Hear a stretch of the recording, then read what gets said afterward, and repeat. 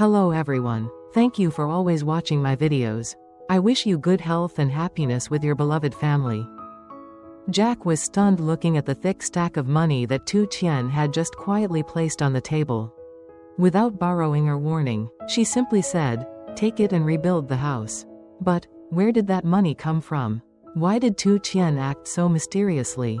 Was there a secret hidden behind it that Jack had never known? Let's watch it together.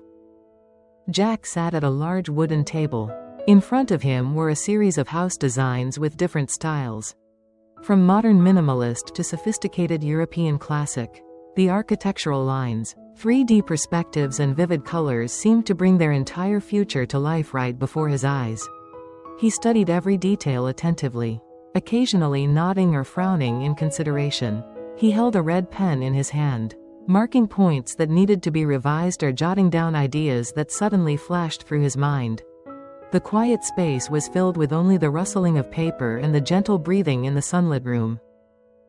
At that moment, Tu Tien gently walked in, her clear eyes shining with a bit of surprise when she saw Jack buried in his work. She smiled gently, and said softly, "What are you doing?" Jack raised his head. His eyes lit up as if he had found a reason for his smile. "Oh, I was looking at the house models that the architect sent. By the way, you came at the right time. Take a look. Which of these 3 models do you like the most?" Tu Tien walked over, sat down next to him, and glanced at the simulated images of the future house. One model had a red tiled roof and a wide porch full of flowers. One was modern with large glass walls overlooking the garden, and the other model had a simple but cozy Japanese style. She looked at it for a long time, her heart filled with dreams, but also confused. She bit her lip, her voice hesitant. I like the second model. But it must be expensive, right?" Jack looked at her, then burst out laughing softly. He took her hand, his eyes firm and gentle. "Money is not something you need to worry about. I have already calculated everything. I just want to know what you like. That's all." Tu Tien looked up at him. Her heart moved, but there was still a bit of doubt in her eyes. She gently withdrew her hand and stood up. "Then, let me think about it a bit more. Oh, I have to go out for a bit.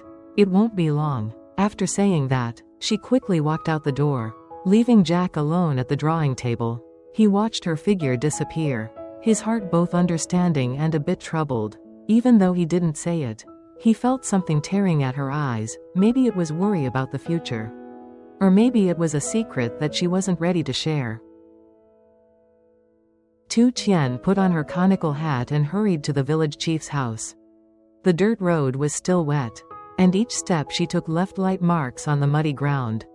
She was filled with anxiety. A few days ago, she heard rumors that the government was offering loans to demolish temporary houses. And she was always wondering. Today, she decided to go and ask for clarification. When she arrived, she saw the village chief.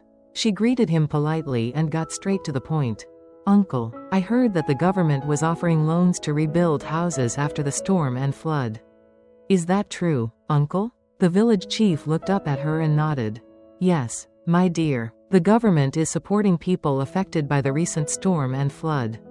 The loans are interest-free, and each eligible household will receive the loan within the week." Hearing this, Tu Tien's eyes lit up. She immediately asked to register. The village chief pulled out a large notebook, found an old ballpoint pen, and began writing her name on the list.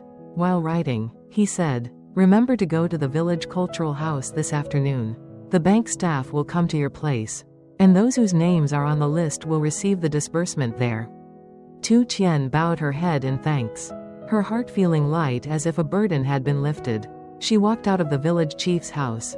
The sun was already high. A new ray of hope was gradually opening in the heart of the resilient woman. That afternoon, when the sun had just set behind the mountains, Tu Tien put on her hat and walked out to the village cultural house. The red dirt road had dried up after a few sunny days, and dust rose up with each step. From afar, she saw a large crowd of people gathered in front of the cultural house. Everyone holding papers, their faces filled with excitement and worry. Inside the house, a long table was neatly arranged, where bank officers were sitting and disbursing loans, working seriously and quickly. Tu Tien found a seat in the row of chairs. Sweat was dripping down her forehead. She gently squeezed the loan eligibility confirmation paper that the village chief had given her that morning. A moment later, when it was her turn, her name was called. Stepping up to the disbursement table, she politely greeted the officer, sat down, and handed over her papers for inspection. After a few minutes of checking the information, a bank officer handed her a stack of money neatly arranged in a clear plastic bag. Tu Tien took it, carefully counting each bill slowly, her eyes both focused and filled with emotion. When she finished counting, the bank officer smiled and said, "This is a 5-year interest-free loan. According to the government's support policy for households affected by the recent storms and floods. I hope this money will help you rebuild a more solid house." Without worrying about the rainy season. At that moment, the village chief reminded her, "Remember, this time you can't build a house near the stream again. The recent flood almost swept away your entire family." Tu Tien nodded slightly, smiling gently. "Yes, I remember." She bowed to thank the bank officer, thanked the village chief, then carefully put the money in the cloth bag she brought with her. Her steps left the cultural house lightly. She headed straight to the farm, where the dream of a new roof was gradually taking shape in her mind. As soon as Tu Tien stepped into the farm gate, the cats rushed out to greet her as if they had heard the familiar footsteps from afar. The pure white fluffy cats hovered around her feet, rubbing their heads and meowing coquettishly. Some even jumped up the steps and sat waiting at the door, their eyes wide open in anticipation as if they knew she would bring something delicious. Tu Tien smiled, bent down and gently stroked the back of the smallest cat. It nuzzled its head into her hand and meowed softly in satisfaction. She took off her hat, hung it on a hook, then walked into the house, opening the familiar cupboard where the cat food was kept. Each bag of grain and each small box of pate were neatly arranged on the shelf. "Wait a moment, there's food coming soon," she whispered, taking out each portion of food and placing it on a plate. On the porch, the cats had gathered, their tails wagging, their eyes bright with excitement, waiting for the familiar afternoon meal from their most beloved owner. On the dirt road leading to the farm, Jack was driving when he suddenly saw an excavator coming out, dirt covered with chains and wheels. He immediately stopped, got out, and approached the man driving the vehicle. "Uncle, why don't you work here anymore?" Jack asked, his eyes somewhat worried. The man wiped his sweat with a towel around his neck, then replied, "It's been raining a lot at night these past few days. The soil is soft. This place is difficult to dig and dangerous. So I'm typing to work somewhere else first. When the weather dries up, I'll come back and continue working." Jack nodded in thanks, his heart slightly heavy. He understood that building a house was still difficult. Hurriedly returning to the car, Jack drove straight into the farm. As soon as he entered the yard, he saw Tu Tien sitting on the front steps, surrounded by several cats happily eating and drinking. She looked up and saw him, smiled, and softly called, "Jack, come sit with me for a bit. I have something to tell you." Jack walked over and sat down next to her.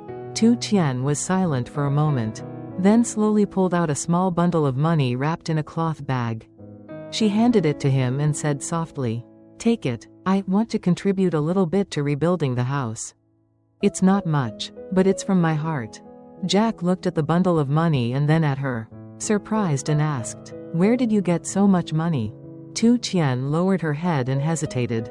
"I borrowed it from the policy bank. They lend it for 5 years without interest. I think, if I work hard at the market and sell vegetables and eggs, I can pay it back in that time." Jack squeezed her hand gently, his eyes gentle but determined. "Money is my part. You don't need to worry." But Tu Tien shook her head, her eyes determined. "I want to be a part of our house, even if it's a small part."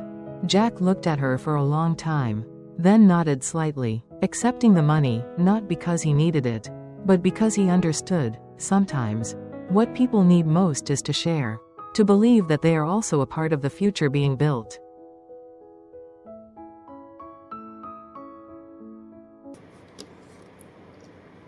Xin chào mọi người nha.